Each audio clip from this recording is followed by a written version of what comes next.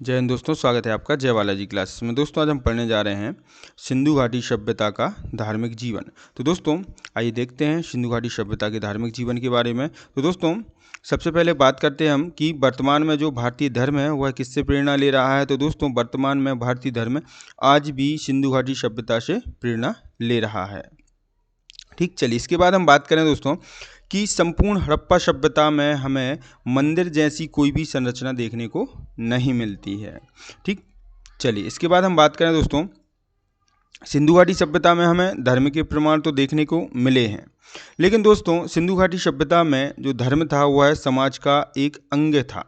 वह समाज के एक अंग के रूप में कार्य कर रहा था। वह समाज पर किसी भी रूप से हावी नहीं था, जैसा कि आज वर्तमान में है।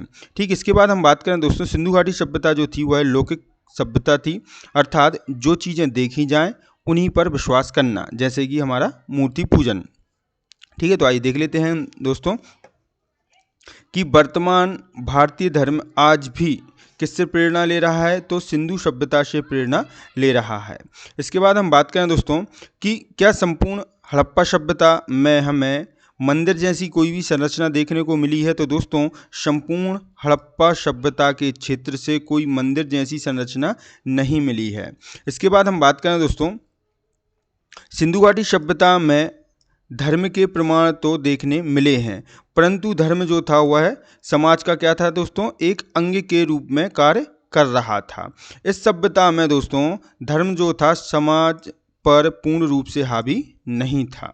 ठीक, इसके बाद हम बात करें दोस्तों सिंधु घाटी सभ्यता कैसी सभ्यता थी। तो दोस्तों सिंधु घाटी सभ्यता लौकिक सभ्यता थी, अर्थात जो चीज़ें देखी जाएं उन्हीं पर विश्वास करना, जैसे कि हमारा मूर्ति पूजन।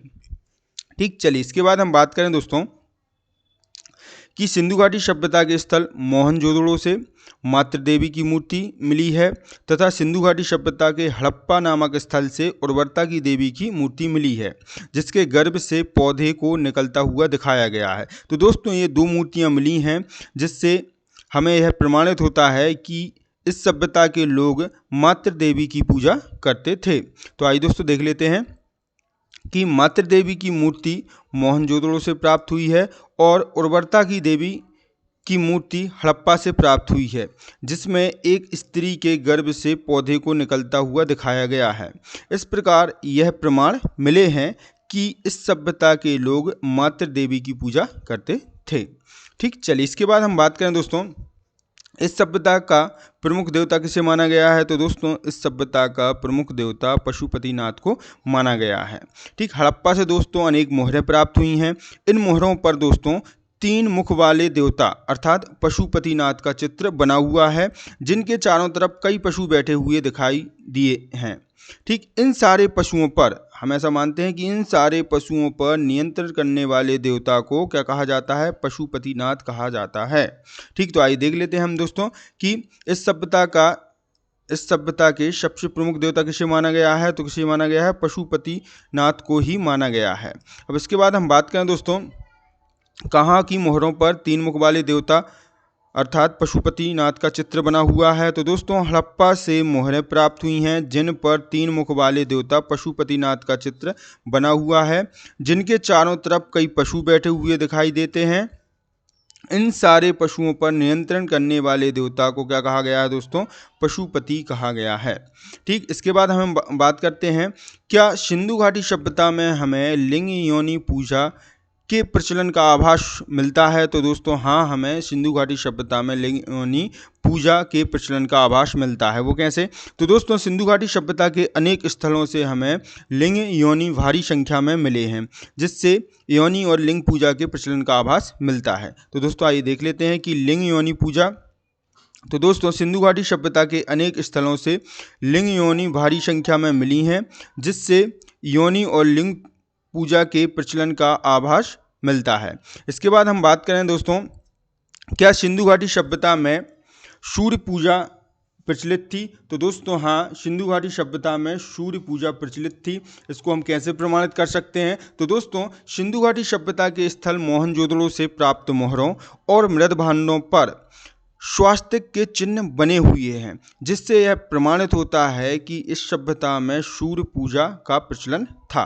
तो आइए दोस्तों देख लेते हैं कि सिंधु घाटी सभ्यता के स्थल मोहनजोदड़ो से प्राप्त मोहरों और मृद भांडों पर बने स्वास्तिक के चिन्ह से इस समय सूर्य पूजा के प्रचलन के प्रमाण मिलते हैं।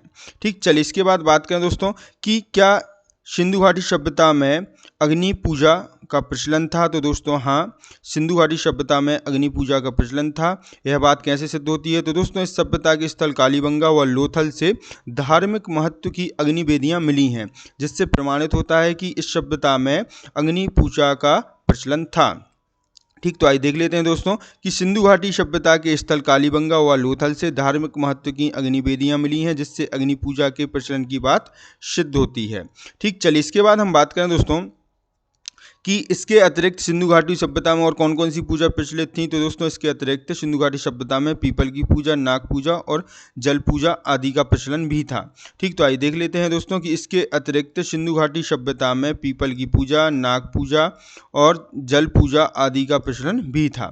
ठीक, इसके बाद हम बात करें दोस्तों कि मूर्ति पूजा के प्रारंभिक साक्ष्य हमें कहाँ से ही मिलते हैं। तो दोस्तों मूर्ति पूजा के प्रारंभिक साक्ष्य हमें हड़प्पा सभ्यता से ही मिले हैं। ठीक, तो मूर्ति पूजा के प्रारंभिक साक्ष्य हड़प्पा सभ्यता से मिले हैं। ठीक है दोस्तों, तो दोस्तों इस प्रकार इस सभ्यता में धर्म सिर्फ एक अंग के रूप में कार्य कर रहा था और वह समाज में वर्चस्वशाली नहीं था। ठीक, तो दोस्तों आइए देख लेते हैं कि इस प्रकार इस सभ्यता में धर्म सिर्फ एक अंग के रूप में कार्य कर रहा था और वह समाज में वर्चस्वशाली नहीं था। ठीक है दोस्तों, तो दोस्तों इसके आगे सिंधु घाटी सभ्यता के बारे में हम नेक्स्ट वीडियो में पढ़ेंगे। तो यदि दोस्तों आपको हमारे पढ़ाने का तरीका अच्छा लगता है तो हमारे चैनल को सब्सक्राइब करें, शेयर करें और हमारे वीडियो पर लाइक और कमेंट करना ना भूलें।